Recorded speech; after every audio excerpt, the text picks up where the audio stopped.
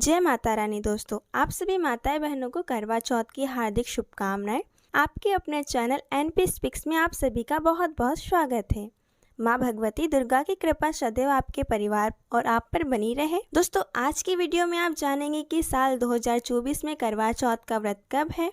करवा चौथ का व्रत सनातन धर्म के लिए एक महत्वपूर्ण व्रत होता है। सुहागन महिलाएं इस व्रत को धारण करती है अपने पति की लंबी आयु के लिए, अच्छे स्वास्थ्य के लिए, सुखी और समृद्धि जीवन के लिए और दाम्पत्य जीवन को सुखमय बनाने के लिए। करवा चौथ का व्रत पूरी तरह से निर्जल रहकर धारण किया जाता है। दोस्तों, यह व्रत सूर्योदय से चंद्रोदय तक धारण किया जाता है। इस व्रत में पूरी तरह से निर्जल शाम तक रहा जाता है और विधि विधान से माता पार्वती की पूजा की जाती है। भगवान भोलेनाथ और गणेश जी की पूजा अर्चना की जाती है। पूरे शिव परिवार की पूजा करने के बाद जब शाम में चंद्रमा उदित होते हैं तो चंद्रमा का दर्शन किया जाता है, उन्हें अर्घ दिया जाता है और विधि विधान से चंद्रदेव की पूजा की जाती है। उसके बाद अपने पति के हाथों से जल पीकर व्रत खोला जाता है। तो बहुत महत्वपूर्ण होता है यह करवा चौथ का व्रत और ये रखा जाता है कार्तिक मास की कृष्ण पक्ष की चतुर्थी तिथि पर। तो आज की वीडियो में जानेंगे कि साल 2024 में करवा चौथ का व्रत कब रखा जाएगा, चतुर्थी तिथि कब प्रारंभ हो रही है, कब समाप्त हो रही है, चंद्रोदय का शुभ मुहूर्त कब होगा, पूजा करने का शुभ मुहूर्त कब होगा और पूजा की संपूर्ण विधि क्या होगी। अगर आप पहली बार व्रत शुरू करना चाहते हैं तो क्या ये व्रत कर सकते हैं और इसके अलावा जो भी महत्वपूर्ण प्रश्न होंगे सभी प्रश्नों के उत्तर आपको आज के वीडियो में मिलेंगे। संपूर्ण जानकारी करवा चौथ से संबंधित आज के वीडियो में शेयर करने वाले हैं। तो दोस्तों, आज की वीडियो आप सभी के लिए बहुत महत्वपूर्ण होने वाली है, इसीलिए आप वीडियो के अंत तक जरूर बने रहिएगा। आइए दोस्तों, सबसे पहले हम बात करते हैं करवा चौथ व्रत साल 2024 में कब रखा जाएगा। देखिए दोस्तों, चतुर्थी तिथि प्रारंभ हो रही है 20 अक्टूबर 2024 को सुबह 6:46 पर और समाप्त 21 अक्टूबर 2024 को सुबह 4:16 पर। तो दोस्तों, सूर्योदय कालीन तिथि के अनुसार 20 अक्टूबर 2024 को करवा चौथ का व्रत रखा जाएगा। अब जानते हैं दोस्तों, पूजा का शुभ मुहूर्त क्या होगा। देखिए, सुबह के समय सूर्योदय काल में हम पूजा कर लेते हैं। शाम की पूजा विशेष होती है जो कि प्रदोष काल में आप करते हैं। तो प्रदोष काल की पूजा का शुभ मुहूर्त आपको प्राप्त हो रहा है शाम में 5:46 से रात्रि 7:09 तक। और अब बात करते हैं पूजा की विधि के बारे में। तो दोस्तों, शाम को प्रदोष काल में करवा चौथ की पूजा विशेष पूजा की जाती है। वैसे तो आप सुबह के समय में पूजा करेंगे ही, क्योंकि स्नान करने के बाद आप व्रत का संकल्प लेते हैं। जो भी आप प्रतिदिन देवी देवताओं की पूजा करते हैं उनकी पूजा करेंगे और भगवान शिव पार्वती के सामने अपने व्रत का संकल्प लेंगे। हे माँ पार्वती, हे भगवान भोलेनाथ, हे करवा माता, मुझ पर कृपा करें। आज मैंने करवा चौथ का व्रत धारण किया है। अखंड सौभाग्य के लिए, अपने पति की लंबी आयु के लिए, या फिर अगर कुंवारी कन्या व्रत धारण कर रही है तो मन चाहे जीवन साथी के लिए कामना या फिर सुंदर और सुयोग्य जीवन साथी की कामना से व्रत धारण कर सकती है। तो जिस भी कामना से आप व्रत धारण कर रहे हैं, आप अपने व्रत का संकल्प जरूर ले।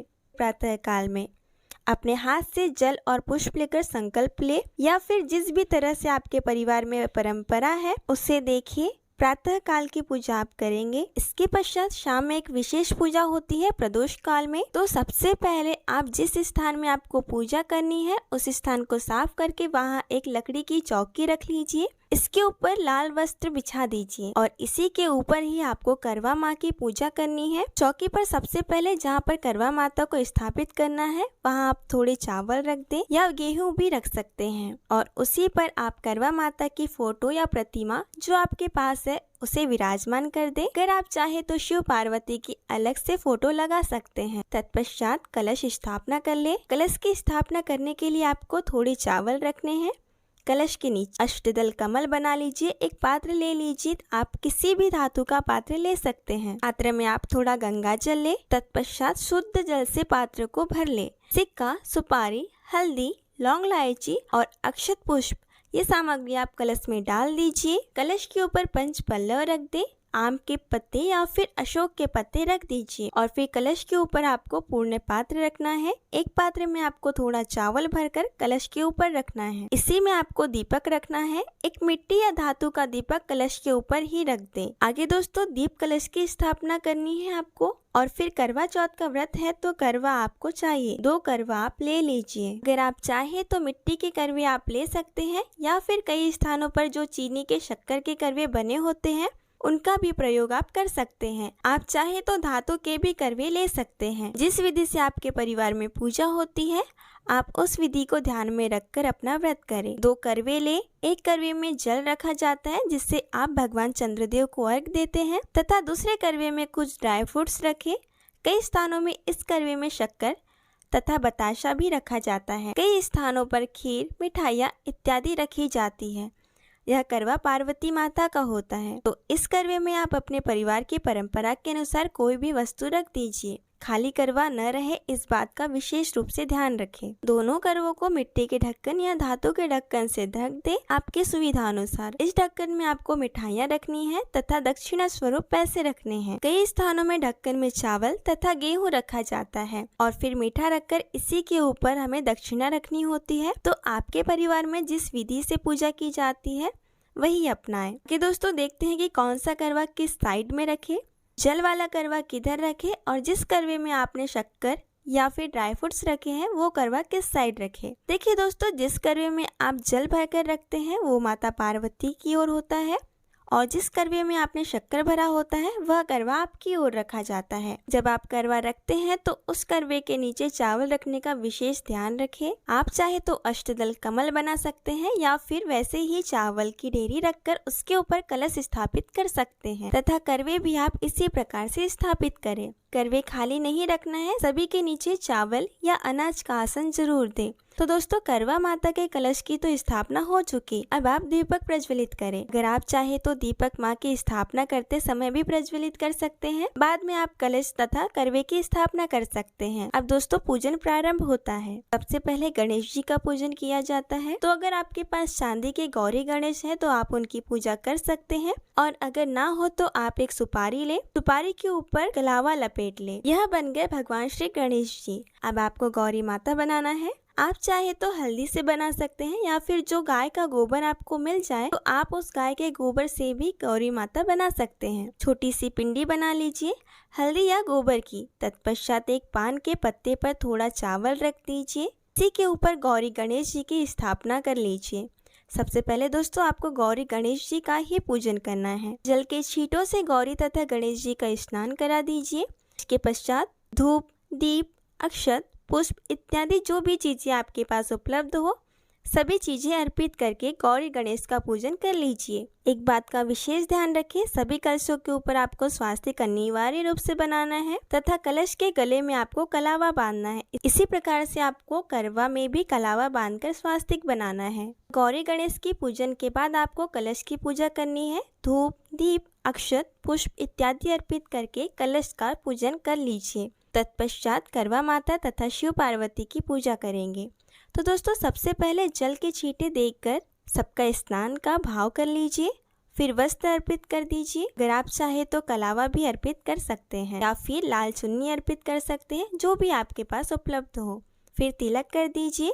हल्दी, रोली या कुमकुम जो भी आपके पास उपलब्ध हो। करवा माता तथा पार्वती माता को सिंदूर अवश्य लगाएं। भगवान श्री गणेश को भी सिंदूर अर्पित किया जाता है, परंतु भगवान भोलेनाथ को सिंदूर नहीं लगाना है। आप पुष्प अर्पित करें, जो भी पुष्प आपके पास उपलब्ध हो। भगवान गणेश जी को पीले पुष्प अर्पित करने चाहिए। वैसे तो आप पीले पुष्प सभी देवी देवताओं को अर्पित कर सकते हैं। भगवान शिव के लिए अलग आपके पास सफ़ेद पुष्प हो तो सफ़ेद पुष्प अर्पित कर दीजिए, नहीं तो जो भी पुष्प आपके पास उपलब्ध हो। लाल गुड़हल के पुष्प माता पार्वती या करवा माता को अर्पित करने चाहिए। तत्पश्चात आप सुहाग की सामग्री अर्पित करें। तो माता को अपने सुहाग की सामग्री अर्पित कर दी। अब आप अपनी सासू माँ के लिए बायना निकालें। देखिए दोस्तों, सासू माँ के बायना के लिए आप अपनी इच्छा के अनुसार साड़ी, सूट या सुहाग की सामग्री इसमें रख सकते हैं। के साथ ही कुछ दक्षिणा भी रखा जाता है और कुछ मीठा भी रखा जाता है। यह आपकी सामर्थ्यता तथा आपके परिवार में कैसा नियम है उस नियम के अनुसार बायना भी निकाला जाता है। आप माँ को भोग लगाएं। मिठाइयाँ, फलों या आदि आपने जो भी मीठा पकवान बनाया हो तो उस मीठे पकवान का भोग आप लगा सकते हैं। तत्पश्चात आप एक पान के पत्ते पर लौंग, इलायची तथा सुपारी रखकर माँ को अर्पित कर दीजिए तथा इसके बाद दक्षिणा अर्पित कर दीजिए अपनी इच्छा अनुसार। जब आप माँ को भोग अर्पित करते हैं तथा शुद्धि के लिए पान अर्पित करते हैं तो उसके बाद दक्षिणा जरूर रखें। आप चाहे तो 1 रुपए का सिक्का भी रख सकते हैं, यह आपकी इच्छा अनुसार रखा जाता है। इसके बाद भोग के चारों ओर 2 बार जल का घेरा दे और अपने दोनों हाथों को जोड़कर प्रार्थना करें। हे करवा माता, जो भी मैंने पूजा की, जिस भी प्रकार से की, आप स्वीकार कीजिए और जाने अनजाने में मुझसे कोई भूल चूक हुई हो तो मुझे क्षमा करें। इसके बाद अपने सामने एक जल का पात्र रख लीजिए और अब आपको कथा सुननी है। करवा माता की कथा आप बुक से भी पढ़ सकते हैं। जब आप कथा सुने तो आपके हाथों में अखंडित अक्षत हो तथा पुष्प रख लीजिए। कथा सुनने के बाद आपके हाथ में जो सामग्री है, अक्षत तथा पुष्प, इसमें से थोड़े अक्षत तथा पुष्प आपके सामने जो जल का पात्र है उसमें रखना है और बाकी के अपने पल्लू में बांध लें। तत्पश्चात आपको करनी है भगवान भोलेनाथ, माँ पार्वती तथा करवा माता की आरती। तो इसके लिए आप कपूर प्रज्वलित कर लीजिए और उसी से भगवान भोलेनाथ की आरती गाते हुए सबकी आरती गा लीजिए। आरती के बाद क्षमा प्रार्थना जरूर करना चाहिए। हे माँ पार्वती, हे माँ करवा माता, हे भगवान भोलेनाथ, हम पर कृपा करें। जो भी पूजा पाठ में कोई भी भूल चूक हुई हो तो उसे क्षमा करें। यथाशक्ति यथासंभव मैंने जो आपकी पूजा की उसे स्वीकार करें। मुझ पर, मेरे परिवार पर, मेरे पति पर तथा मेरे बच्चों पर अपनी कृपा सदैव बनाए रखें। मुझे अखंड सौभाग्य की प्राप्ति हो, सुखी दाम्पत्य जीवन की प्राप्ति हो तथा घर परिवार में सदैव खुशहाली बनी रहे। इस प्रकार माँ पार्वती तथा करवा माता से प्रार्थना करके अपनी पूजा को पूर्ण कर लीजिए। जिस छलनी से आपको चांद देखना है, वह जहाँ पूजा कर रहे हैं यहाँ छलनी को धूप दीप दिखाकर छलनी की पूजा कर ले। तो करवा माता के पास छलनी भी स्थापित करके धूप दीप तिलक लगाकर पूजा कर लीजिए। अब जानते हैं कि करवा किस तरह से फेरे। तो दोस्तों, किसी किसी परिवार में करवा फेरने की परंपरा होती है तथा किसी परिवार में करवा फेरने की परंपरा नहीं होती। अगर आपके परिवार में करवा फेरने की परंपरा है और आप अकेले रह रहे हैं, तब आप माता पार्वती से अपना करवा फेरते हैं। जबकि जो माता पार्वती का करवा है और आपका करवा है, जैसे कि जिसमें आपने शक्कर रखा है वो माँ पार्वती का करवा है और जिसमें आपने जल रखा है वो आपका करवा है। तो अपने दोनों हाथों को क्रश कोर्स कर लीजिए और इसके बाद अपने दोनों हाथों में दोनों करवे एक साथ पकड़ लीजिए और दोनों करवे स्थान बदलते हुए 7 बार करवा फेर लीजिए। तत्पश्चात हम बात करें कि करवा का क्या करना है। देखिए दोस्तों, जिस करवे में आपने शक्कर रखा है या ड्राई फ्रूट्स रखे हैं, करवा आप सासू माँ को दे दीजिए।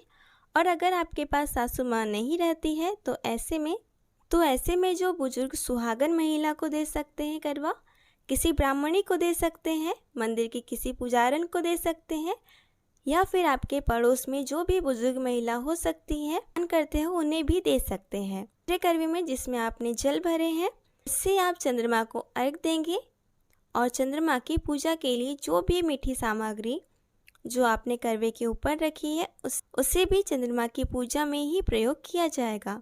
चंद्रमा को भोग लगाएंगे, धूप दीप अर्पित करके चंद्रमा की पूजा आप करेंगे। उम्मीद करती हूँ यह वीडियो आपके लिए उपयोगी हो। अगर आपको वीडियो हेल्पफुल लगी हो तो वीडियो को लाइक करें, शेयर करें और सब्सक्राइब करना ना भूलें। Thank you for watching.